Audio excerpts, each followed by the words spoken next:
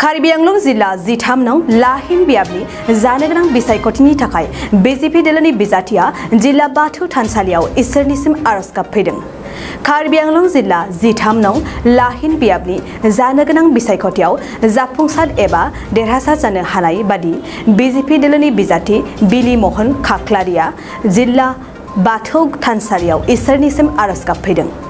लोगोसेयैनो बिजाथि बिलि महन खाख्लारिखौबो कार्बि आंलं जिल्ला बाथौ गौथुमाबो बरायनानै लायो आरो बिथांजोंनो लोगोसे दुलाराय बाथौ गौथुमनि लाइमोन आरो माइनाव आफादनि बानजायनायाव अनलाइन आरज मेथाइ खननाय बादायलायनायाव थामथि मासि मोननो हानाय दुलाराय बाथौ गौथुमनि हारिमुआरि नेहारारि सनेस्वर बसुमतारीनि फिसाजो सामेलि बसुमतारीखौबो बरायनाय जायो। बे हाबाफारियावनो गाहाय आलासि महरै बाहागो लायो दुलाराय बाथौ गौथुमनि गाहाय नेहारारि गणेश दैमारी, दुलाराय बाथौ गौथुमनि गाहाय दौरि बशिष्ठ बसुमतारी, दुलाराय बाथौ गौथुमनि बोसोनगिरि मन्टु मोसाहारि आरो दुलाराय बाथौ गौथुमनि बोसोनगिरि दालसिं बसुमतारी बिथांमोनजों लोगोसेयैनो गुबुन गुबुन बिबानाव थानाय बिथांमोनाबो बाहागो लायो। आं साबायखर जासिबाय। फुंनिफ्राय जोङो सेथि हाबाफारि हिसाबै जितु जोंनि समायखिरा लानाय डिस्ट्रिक्ट कमिटि गोदान बडिनि बे गोदान कमिटियाव जोंनि दुलाराय बाथौ गौथुमनि नेहाथारिजों लोगोसे बोसोनगिरि आरो लोगो नेहाथारि बिथांमोना जोंनियाव बे हेफाजाब होदों। दा बे समायखिरा लानायाव लोगोसेयैनो जोङो जे लांहिन समस्तिनि 13 नं लांहिन समस्तिनि केन्डिडेटआव बिथाङाबो जोंनि थानसालियाव फैनानै बोर लाफैदों जाहाथे बिथाङा मोजाङै मोजां देरहासार जालांगोन होननानै जों बिथांखौबो जोङो बयबो गौथुमनि जानानै बिथांखौ बरायनायबो जादों। दा दिनै बे हाबाफारियाव जोङो दिनैनिफ्राय नेहाथारि महरै आं जितु खामानि मावनो गोनां बे मावनो गोनांखौ आं मोजाङै मावलांनो हागोन होननानै आङो बेनिफ्राय समायखिरा लानानै आं दिनैनि एसेयावनो फोजोबनाय जाबाय। পথাৰত নতুন খোজ দিছোঁ, সেইকাৰণে ঈশ্বৰৰ ওচৰত প্ৰাৰ্থনা জনাই আহিছোঁ। আহি থকা দিনবিলাকত মোক যাতে সাহস দিয়ে, ৰাইজৰ কাম কৰিবৰ কাৰণে যাতে ভাল এটা উপদেশ দিয়ে, মনত যাতে এটা কি কয় ওপৰৰ পৰা আশীৰ্বাদ দিয়ে, যাতে মই আগত যিখিনি কাম আছে সেইখিনি কৰিব পৰা যাতে সমৰ্থন হওঁ। স্যার দুলারায় বাথৌ সারखौ गाजा गोमजायै बरायबाय बेनि सायाव स्पेसियेलि आं बिथांमोनखौ थेंक्स होगोन। गिबियावनो दुलाराय बाथौ महासभानि गाहाय नेहाथारि बिथाङा गुवाहाटीनिफ्राय फैनानै बे हाबाफारियाव बाहागो लाफैदों।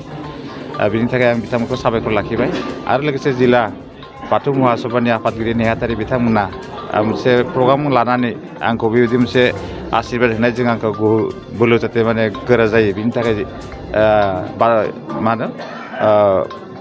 बोराइ बाथौ जाते साहस होयो खामानि मावनो थाखाय बेबायदि मोनसे परिबेस होनायलाय अराय बाथौ महासभाखौ आं दिनै बे चेनेलनि गेजेरजों साबायखर होदों।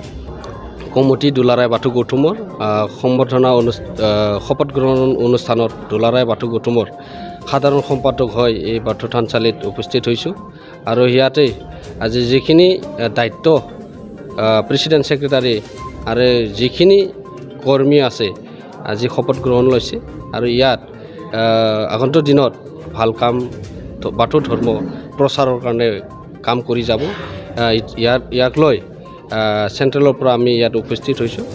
खिरा लानाय हाबाफारि बे जिल्लानि बाथौ थानसालि लांहिनाव थानाय दा समायखिरा लानाय हाबाफारियाव दुलाराय बाथौ गौथुमनि जानानै बाहागो लाफैदों। मानो होनबा दिनै बिथांमोना जिल्ला कमिटिखौ गोदान बिबानगिरि दाफामनानै लानो हाबाय आरो दिनैनि बे समायखिरा लानाय हाबाफारियाव आलासि महरै बाहागो लाफैनो मोननानै गोजोननाय मोन्दों। मानो होनोब्ला कार्बि आंलं जिल्ला दुलाराय बाथौ गौथुमाबो धोरोमारि खामानि मावनायाव दिनै उनफिननानै थायाखै।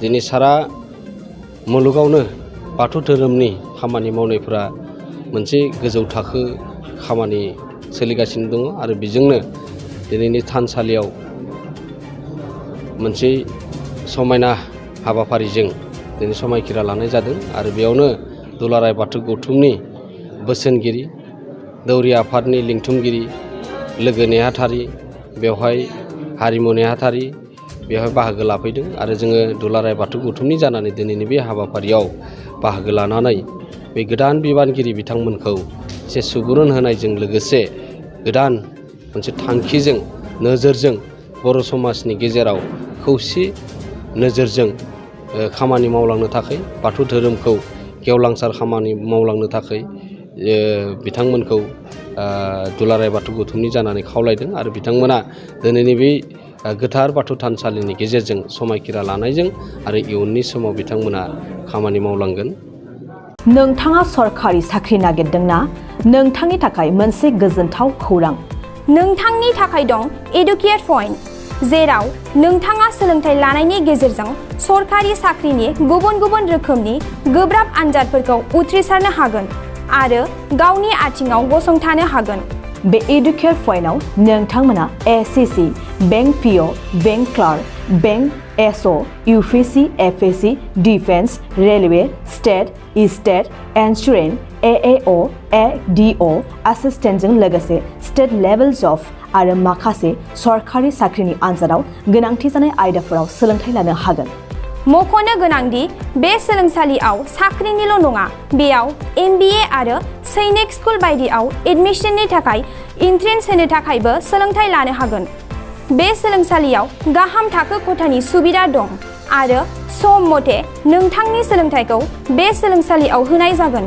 बेखौबो मिथिनांगोन दि बे एडुकेट पइन्टआव सोलोंथाइ लानानै बावैसो 2021-22 इं मायथाइनि एसएससि GDनि आनजादाव गासै 11 सा सोलोंसाफोरा उथ्रिसारनो हादों। बारा नङा, गासै 15,000 रांजोंनो नोंथाङा बे सोलोंसालियाव 6 दानसिम सोलोंथाइखौ लानो हागोन। बे सोलोंसालिया क'क्राझार, बरपेटा र'ड, गवालपारा आरो बङाइगावआवबो दं। क'क्राझाराव सोलोंथाइ लानो गोसो गुदुं जानाय सुबुंफोरा 70020261133 9101536360 70020261133 9101536360